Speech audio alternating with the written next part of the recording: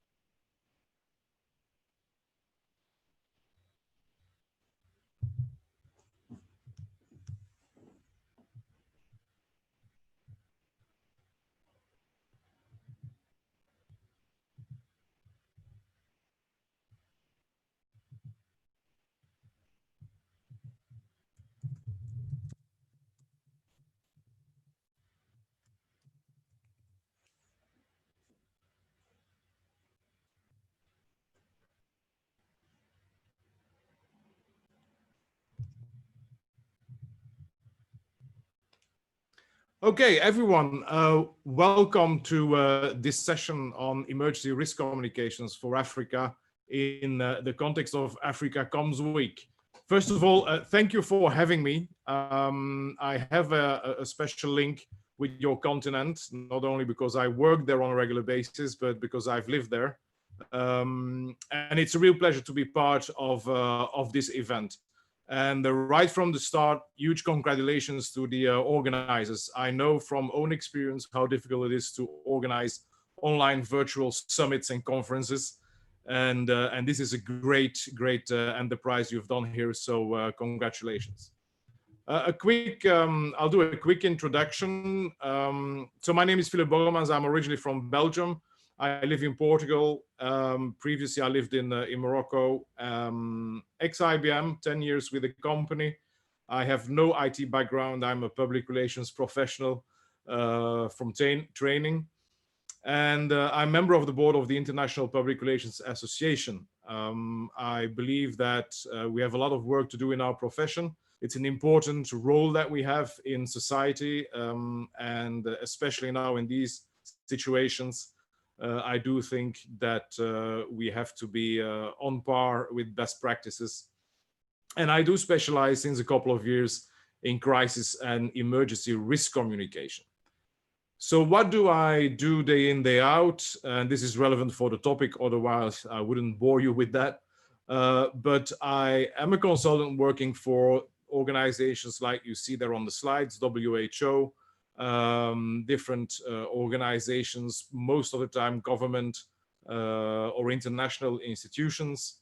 And they send me on missions to different countries worldwide to look at emergency risk communication and emergency risk preparedness. It is purely by coincidence that a couple of years ago, I did my first missions in the context of epidemics, mainly in West Africa.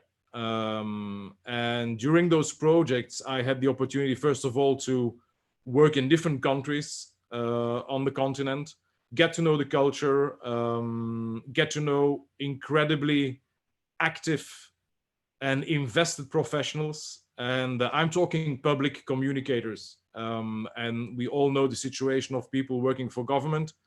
But again, if some of you are part of that group of professionals, hats off to public communicators, especially in these times. We often forget them. We think about the nurses and the people in hospitals, and again, very important.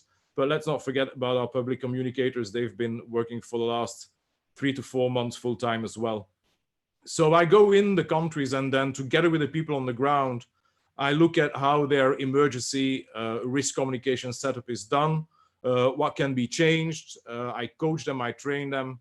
And so I had the opportunity the last 18 months, I think, to train and get to know more than 300 people in that role in 6 different countries in West Africa. And again, I was impressed. So I wanted to talk a bit about emergency risk communication, because we hear a lot about crisis communications. And to me, it's 2 different things. And so I wanted to just, with you, and again, I hope that we'll have a Q&A and a very active Q&A afterwards, which I will do. I'll take questions in English and in French. That is not an issue. I wanted to discuss with you and show you what I think are differences between those 2 functions or practices or specialties. So let's start from that. Crisis comms. That is what is on the agenda today. A lot of organizations talk about crisis communications. The media talk about crisis communications. But in fact, crisis communications is about reputation and value. It is something that comes out of the private sector. And I've been on that side. I've worked as a crisis communicator and crisis communications consultant inside organizations as well. But when you talk about crisis communications, you focus on saving the reputation of an organization. You're looking at the dialogue between the organization and its stakeholders and audiences that are very much predefined. Those are audiences that an organization knows on a regular basis. Could be customers, employees, stakeholders, different groups of people, but it's always looked at from the point of view of the organization. And most of the time, crisis reputation is about the corporation, not so much about public sector, not so much about broader scope of urgencies. If we look at the public side, emergency risk communication, it is a different story. Now, there are a couple of things which work exactly the same, but I do think that the nuances which I'll cover now are making the difference and are crucial to understand that they are different. The main objective of emergency risk communication, like we have in this current situation of an epidemic that became a pandemic, is human life and stability, preserving human life and stability. And I do think, and it's not so difficult to understand, that it's a whole different thing than to protect the reputation of a company to make sure that the stock is not tumbling down on the stock exchange. That is something totally different than saving human lives. Because that's what your public communicators are doing. They are saving lives. It's a total different form of responsibility. This is, in this context, communications is saving lives. And so already that is a totally different dimension, I think. Now, there are a couple of other things, because emergency risk communication, as I said there, it allows an entire community to make the best decisions for themselves. Again, that is something different. In crisis comms, you would give directions and say, this is the next step, 1, 2, 3. In emergency risk communication, we try to give the public adapted information so that they can make decisions for themselves. So it's a bit less directive. At the same time, it is putting people in their own power. And ultimately, emergency risk communications also accepts the imperfect nature of choices that can be made during a crisis. You will see after the pandemic becomes not a pandemic anymore, and again, that will take time, but you'll see the blame game starting. You'll see organizations, countries, regions, political powers say, yeah, but that organization didn't do its work, that organization didn't do its work, it should have been like this. That is all very easy. But if you work as an emergency risk communicator, you completely accept the imperfect nature of information and choices that you give. And it is very difficult.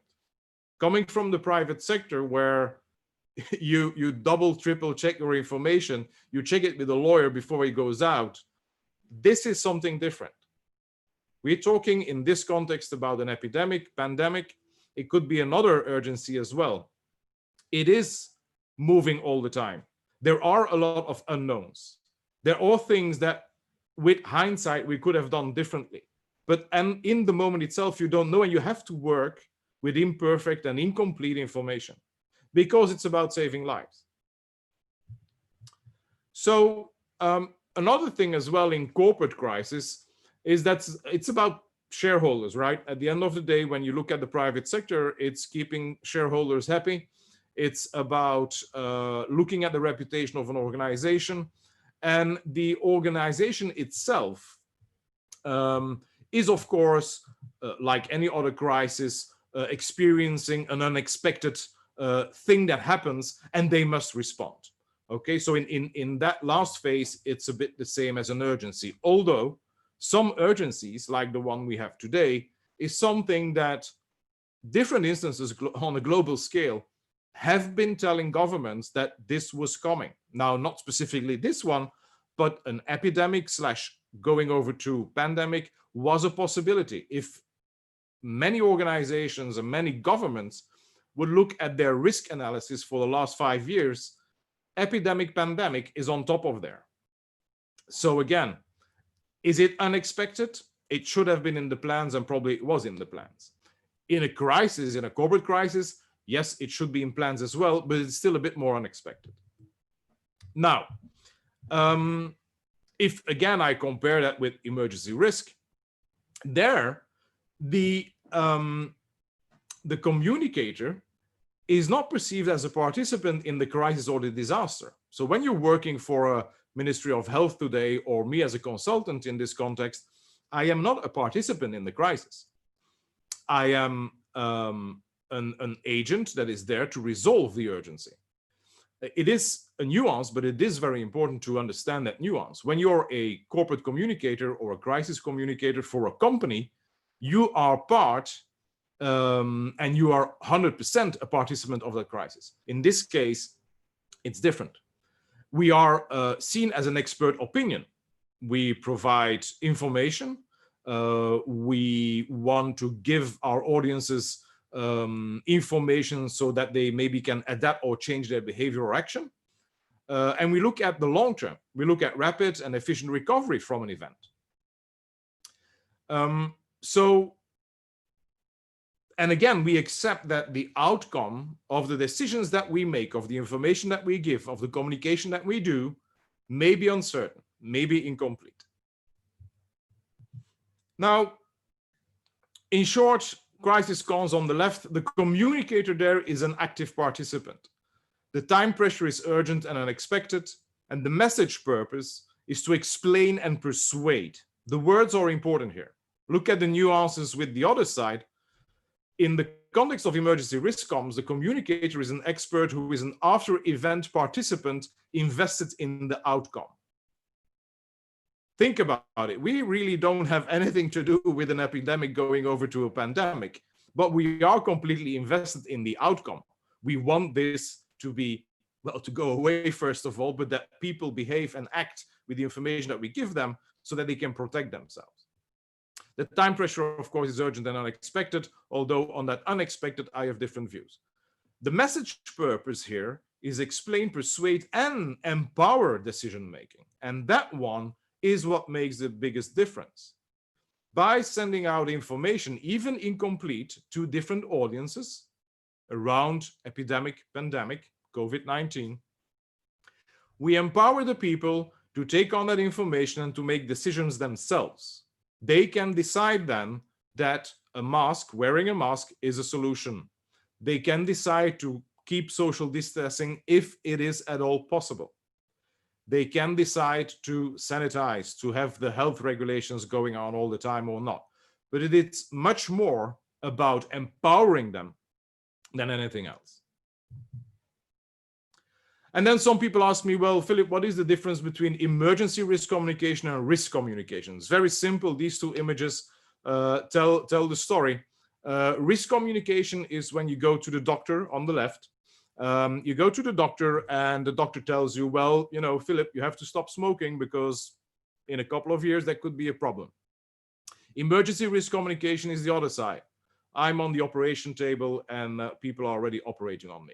That's it. That's the only difference. And so risk communications and the emergency risk communication is, there are nuances in there. in the objectives, in the ways to communicate, etc. But they form, of course, a link between the two. Now let's look at emergency life cycles. This is what is typical research done around emergency life cycles, issue life cycle by Peter Sandman. People interested in this topic should read his work. He has a fantastic library of research. But you see where crisis comes in, right? It is in the public domain, crisis communications, and it is handled by investor relations, public relations, internal comms, and public affairs. That's it.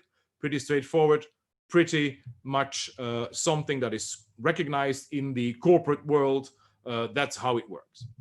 If we look at emergency risk communication and what we call the emergency life cycle, it's a bit different. The timeline you have here is the same. We have ongoing small tremors. We have information that an epidemic could be popping up somewhere. We have information that an earthquake could be coming on somewhere. Those are the kind of small bubbles that you see there, and that is the phase where we prepare.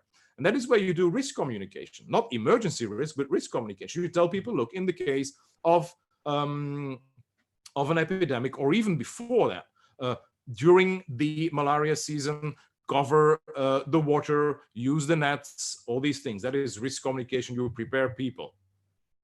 Then you have an emergency. Then we go into emergency mode. And the first phase there, when an emergency is declared, we call that the first response phase, is where you take control as a communicator or not. It is the most crucial moment. That is where you start to inform people about what you know. Even if you don't know everything, you start to communicate on what you know and what you don't know. And that is very important, because if the first communication is not happening by a vested organization like a Ministry of Health in the context of the current pandemic, then of course rumors start to spread. Other people will be sending out messages, and those messages could be completely wrong, etc. And you've got these crazy rumors going around.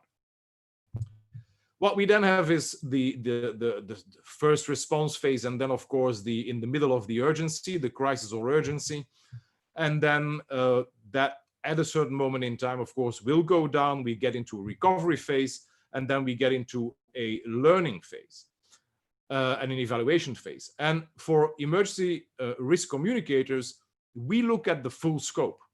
So we're not only there in the middle, where the little red triangle is. We are there before, during, and after. And that could be on a very long scope or timing line. Like the current pandemic, let's say that for some countries it started in January. We know there had been cases already in December, but let's take January. And we know that this is going to take a very long time before we can go back to normal. Okay, so we'll be there. Emergency risk communicators will be there all the time.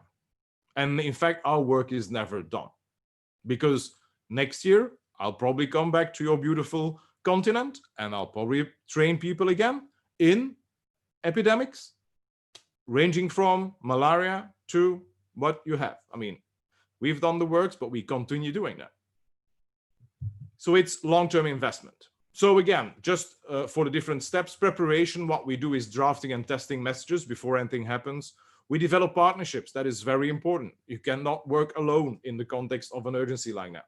We create the plans, we test the plans, and we look at approval processes, that those things go smoothly in the case something happens.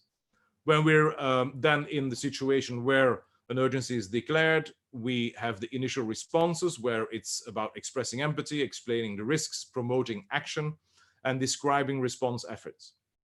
Sustained response, and we are momentarily in a sustained response, meaning it's not like a small curve. It takes months and months and months, and will probably take a year, maybe even longer for the current pandemic. That is explaining ongoing risks, segment audiences even more, and provide background information and addressing rumors, because these rumors are dangerous. I mean, they're killing people. In this case, they are simply killing people. The rumors are killing people. So we need to do that work of explaining again and explaining again. And then we motivate vigilance, discuss lessons learned, and then revise, of course, complete plans. And it's an ongoing circle which is then hopefully a continuous improvement circle that we go to. Emergency risk communications as well is very much based on a human-centered approach. And that is one of the things why I love to do this work, because we start from the person, not from the entity, not from the country, not from the organization. We start from the person, and that is a different approach again. So in risk comms, or emergency risk comms, the right to information is a key factor.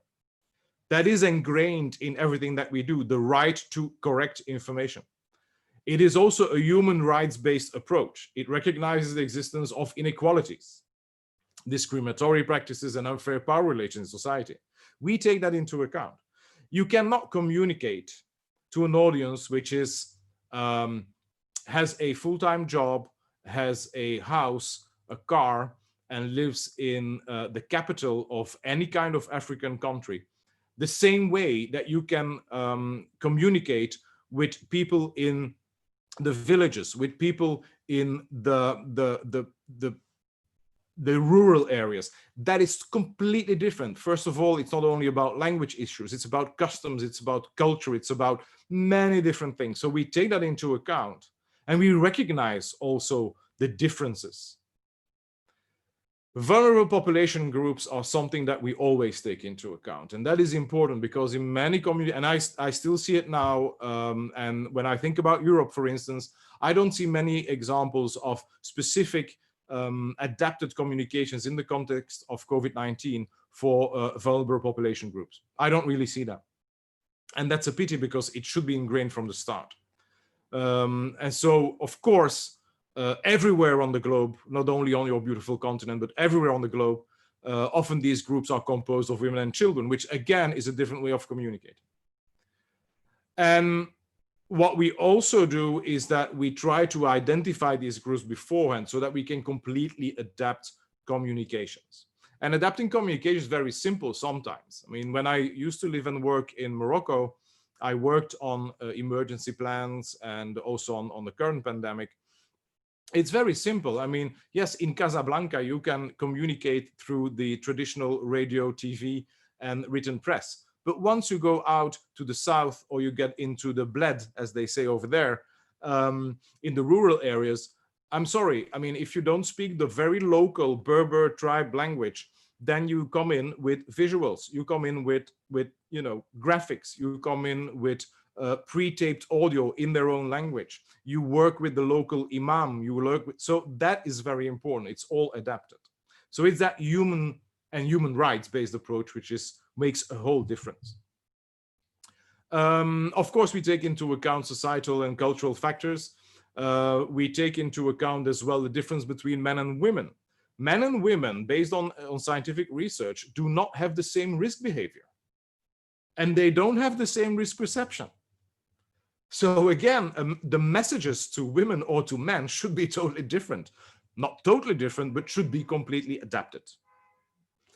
And that is something that we often forget. We see the communication plans where it's written, we will communicate to the general public. There is no such thing as the general public. That doesn't exist in a good communications plan. There are people living in cities, people living in rural areas. There are different cultural entities. There are people speaking different languages, having different habits. Some topics are taboo, others are not. Behaviors are different. So all these things should be ingrained and are normally ingrained in emergency risk communication plans.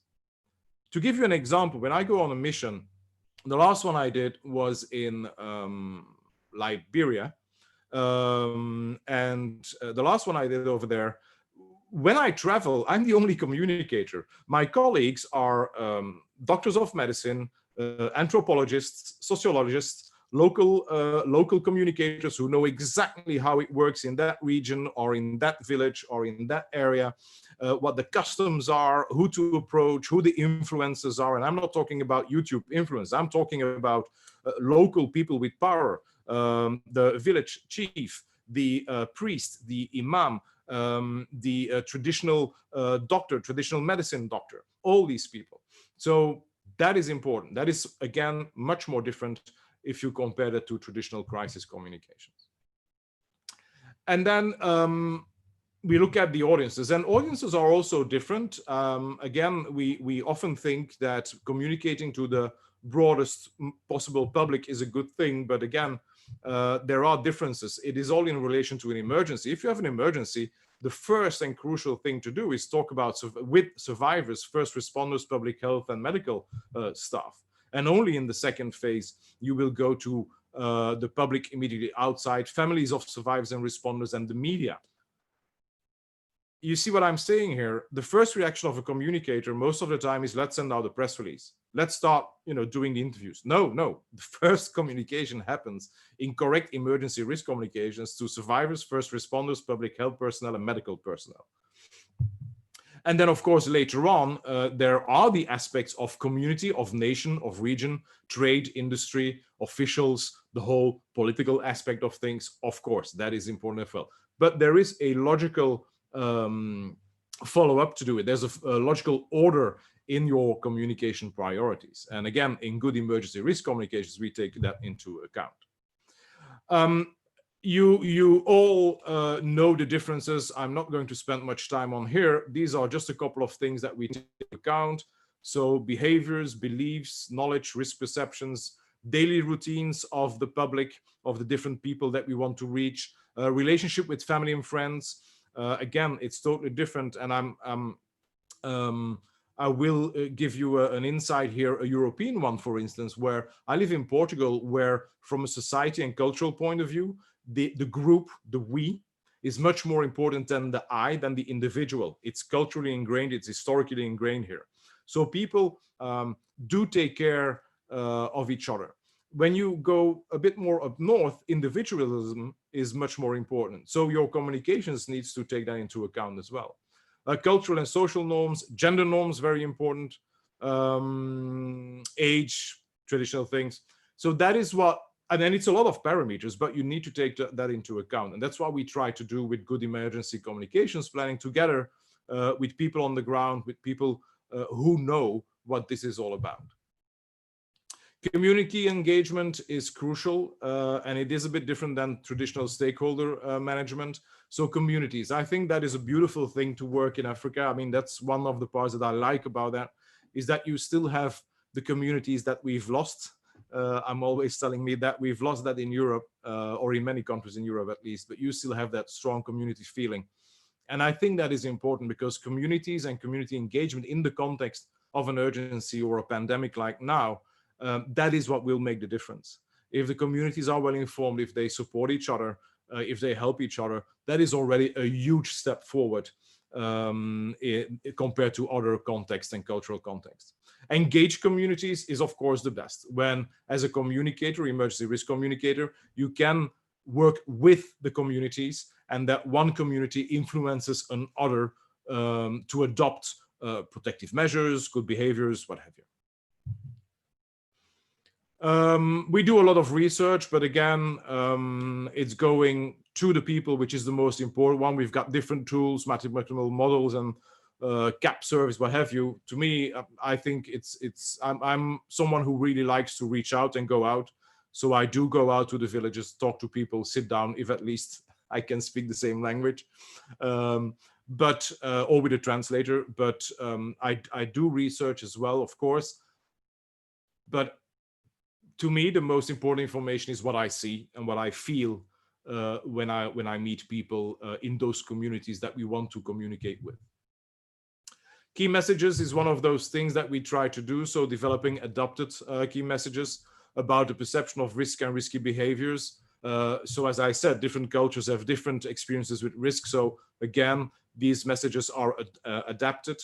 Emphasis of the group versus the individual. As I just said, in some cultures, the group is much more important. In other cultures, the individual is very important. So we need to adapt that. And then the credibility. And there we have a lot of work to do because we do think that if you're an official organization like a ministry or a political entity or a chief of government, that you have this credibility. Most of the time, that is totally not the case. And I've seen that enough in the missions that I do. How do you communicate scientifically based information when a local community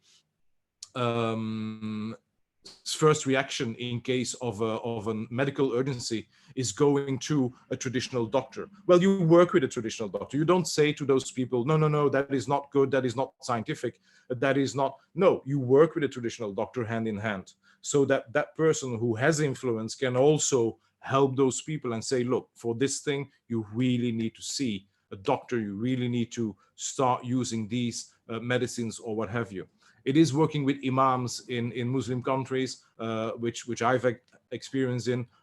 It is working with voodoo priests. When we did missions in Benin, we looked at how that worked. So it is working with credible sources of information, and most of the time those are the local influences, not the let's say the European doctor in a white blouse.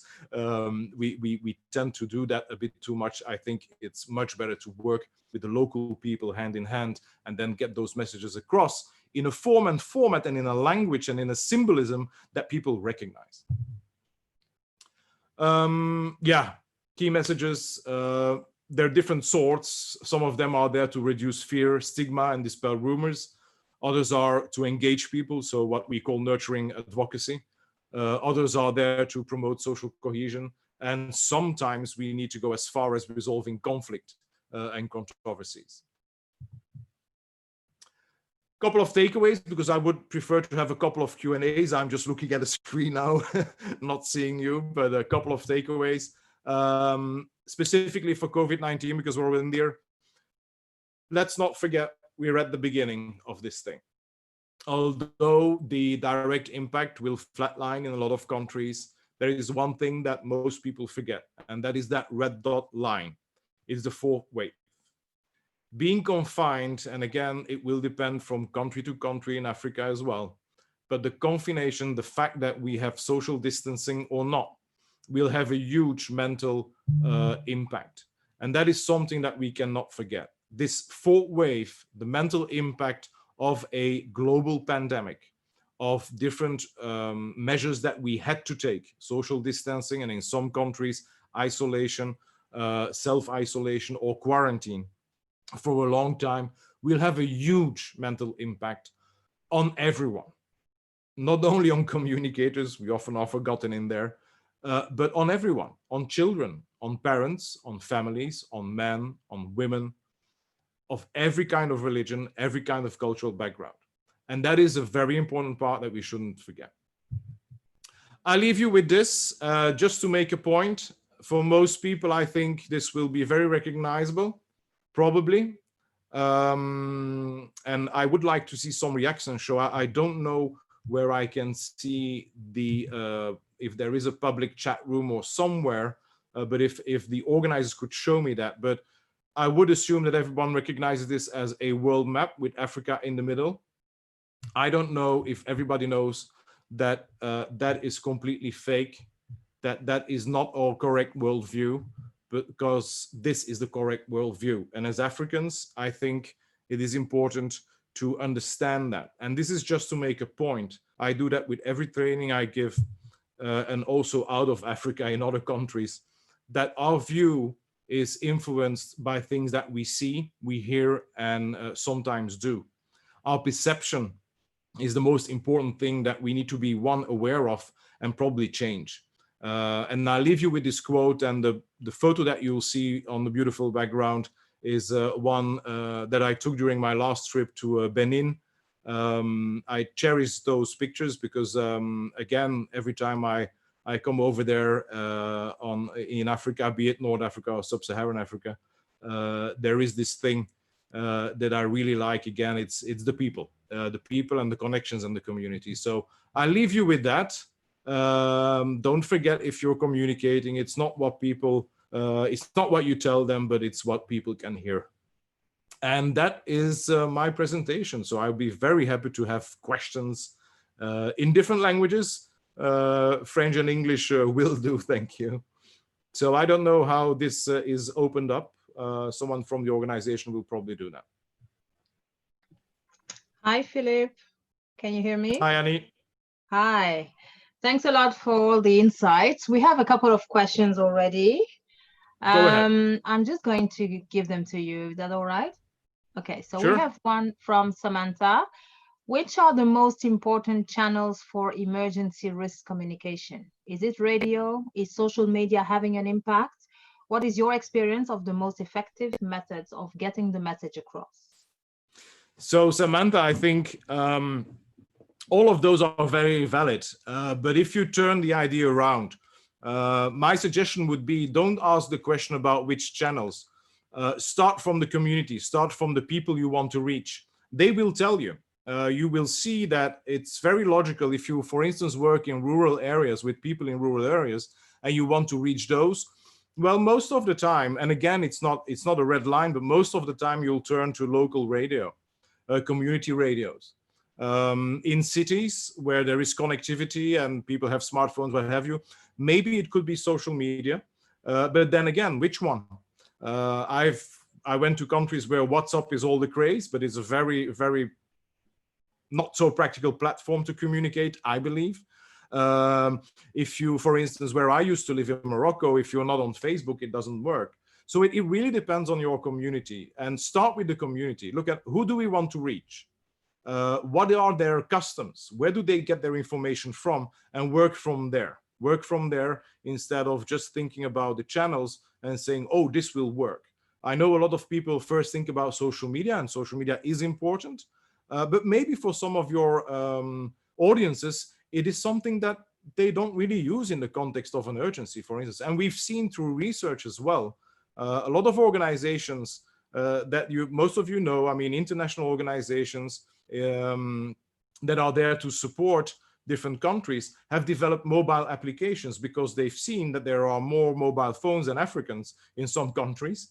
And then they develop a mobile application. But now, what we know now with hindsight and research is that most of those mobile applications are not used in an urgency because, first of all, they're very badly developed. Secondly, they don't adapt to the local situation. And thirdly, people don't get information from mobile apps. They listen to the radio, talk to the imam, talk to the priest, go to the newspaper if there is one. So start from the public, and then it will become very clear which channels you can use. Awesome. So we have another question from Dolly. Thank you for this wonderful session. What is your opinion about no communication instead of miscommunication during crisis? Well, miscommunication means that you are communicating wrongful or wrong information. So if I have to make the choice between not communicating and communicating wrong information, then I would go with not communicating at all. But it is a nuance and a difference with communicating the information that you have, even if it's incomplete. Okay? So I want to make that very clear. Communicating wrong information is something that you should never do, especially not in urgencies and emergencies, because that could be very dangerous. You could be killing people. But it's not because you don't have all the information, all the correct information, but pieces of the correct information that you should not communicate. I hope that nuance is clear. Awesome. A question from Adriana. Congratulations from Brazil. Great presentation, Philippe. I learned a lot. So that was basically a comment. Sorry about that. Okay. There was Adriana. another. I'm sure you do. A question from Ukori. How can government agencies build or sustain public trust, especially in these times? Well, government agencies and governments in general will increase or decrease their trust based on their actions. It's very simple. So if the actions are not adequate or simply non-existent, then of course they will not have a huge trust factor.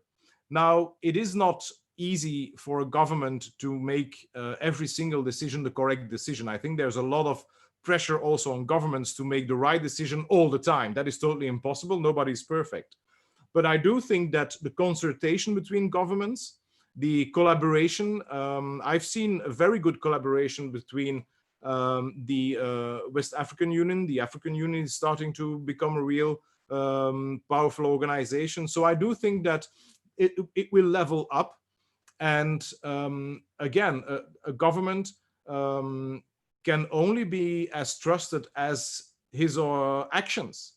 And that's what we'll see now. Now, in general, I must say, I've worked now in different countries in Africa, mainly the countries which have suffered from Ebola.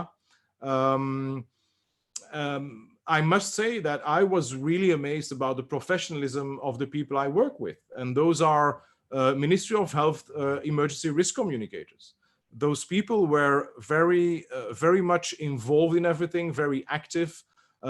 When we did training, they picked up everything and worked. I'm still getting feedback from things they do and implement. And so give people a chance, but do evaluate on action. That is the only thing. In an emergency, that's what you're evaluated on.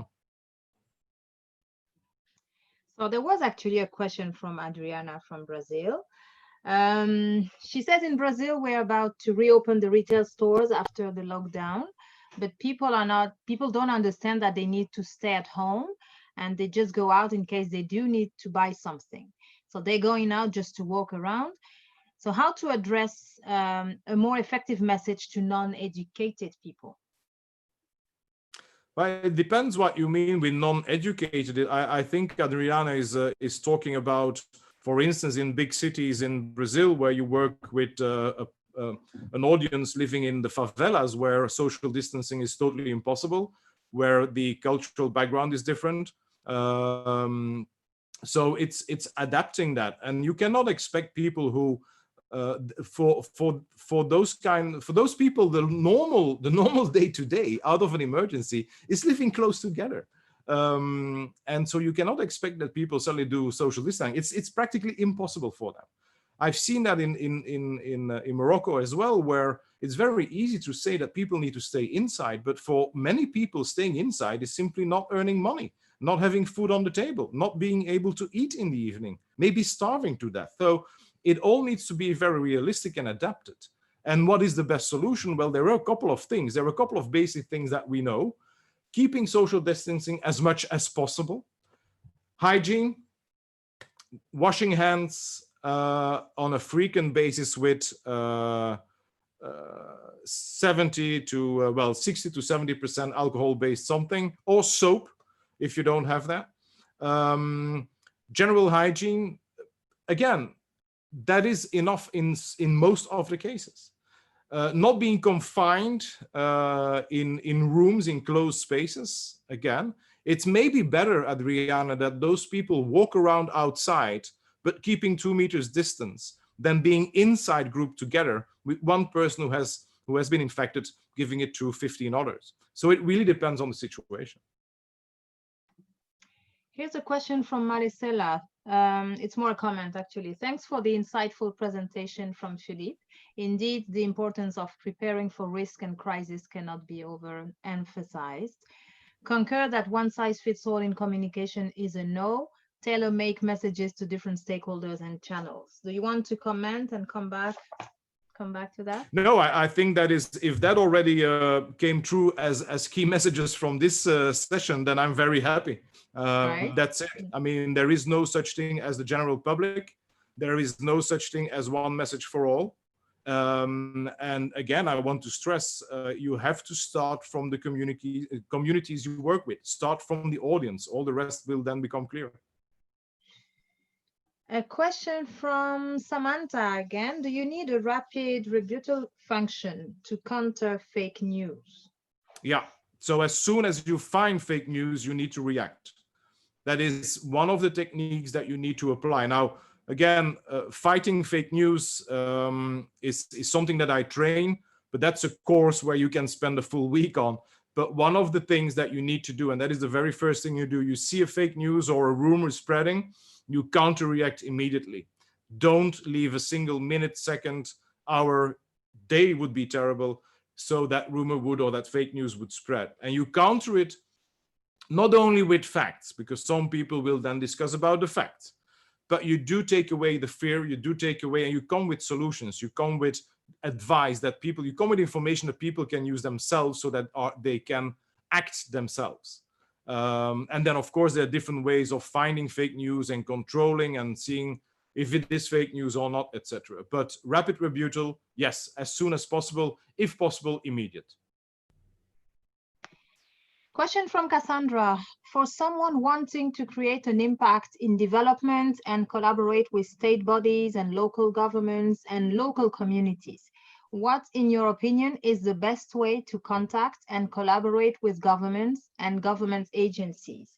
This is especially as someone with no ties to large non-governmental organizations or intergovernmental organizations.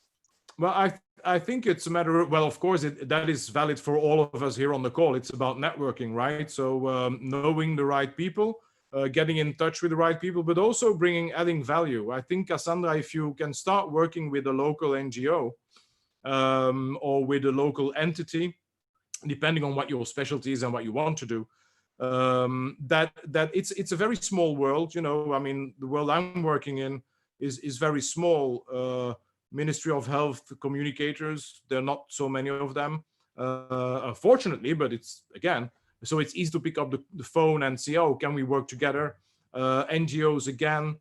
So I would, the most important thing is be active and add value. So whatever is closest to you, an NGO or a public office or a hospital, depending on your specialty, start contacting those people, start working, do volunteer work.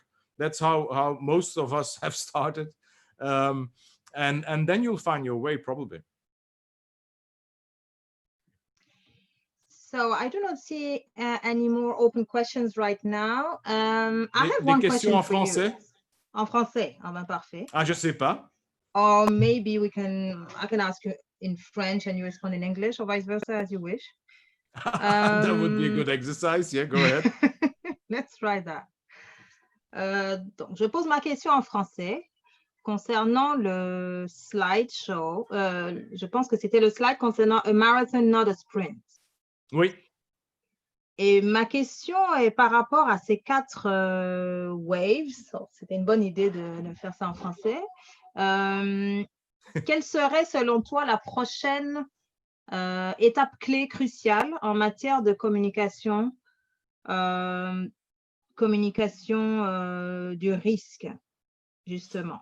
Parmi les prochaines étapes ou les prochaines vagues à venir, quelles sont pour toi les prochaines étapes clés? And so I respond in English, right? As you wish. Okay. Non, en français, non, tu me le dis. I think most of our audience is actually English speaking.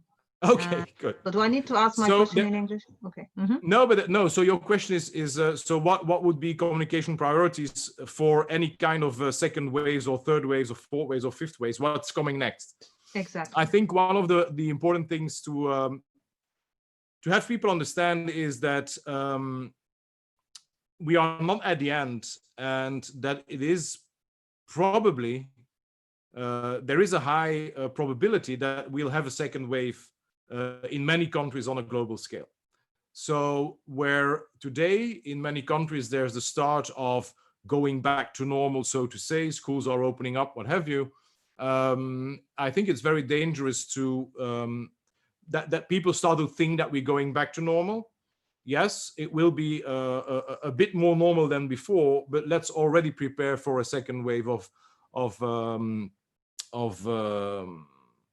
people getting sick, and there is a high probability of that, at least for the European region, and it will depend for the African region and for the Americas as well.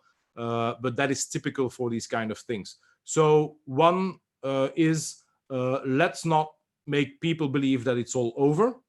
And then secondly, I think is the fourth wave that I put on the slide. Let's not forget about mental health issues, because these will be very long term. So let's not forget about that as well. And then another one, which is probably more broader and maybe a bit more personal. It's not so much about if another epidemic / pandemic would happen. It is when it will happen. And so I think on the long term,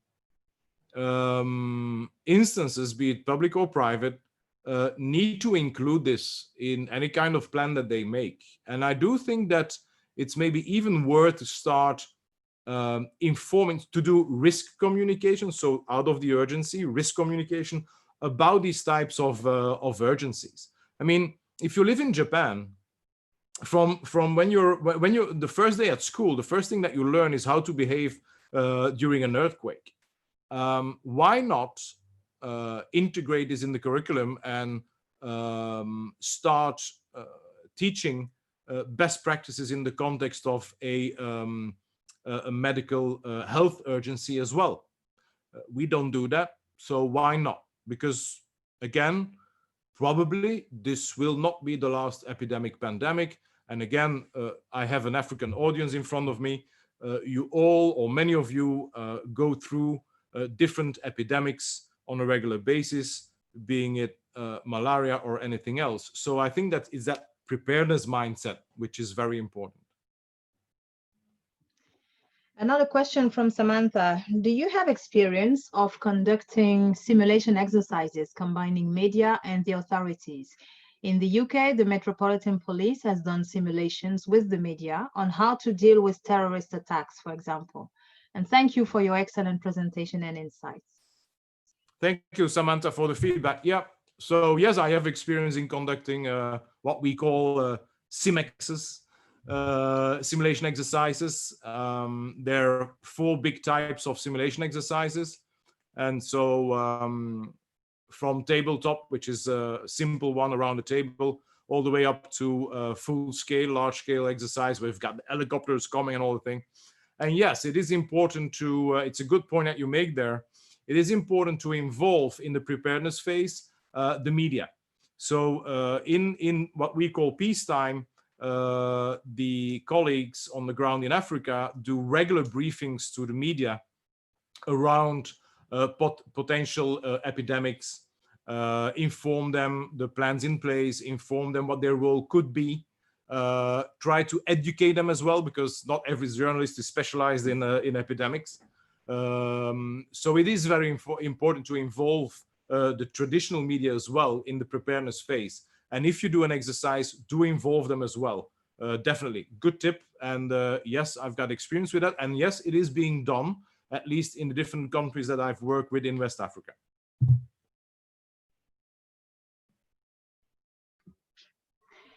So we're near the end of this presentation and discussion, which has been super useful and very insightful. Thank you for that, Philippe. I would like to give you, well, the floor. You basically have it for maybe, final comments.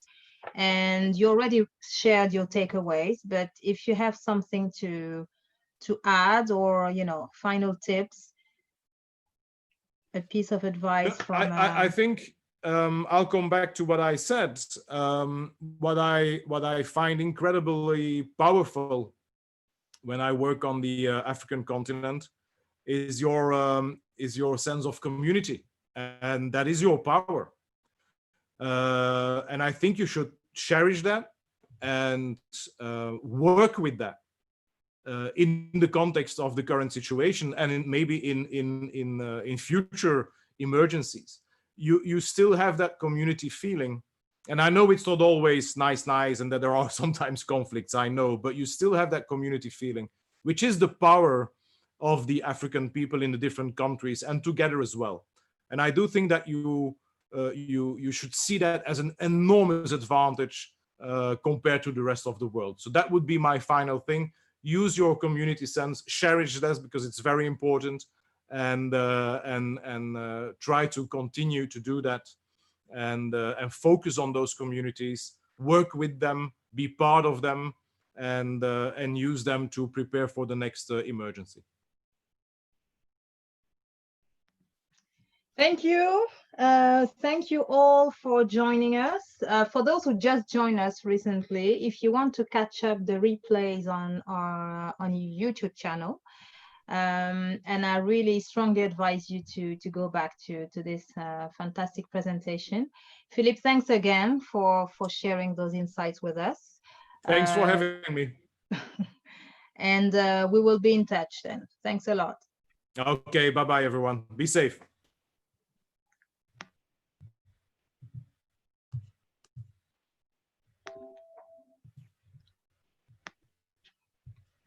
So that was great.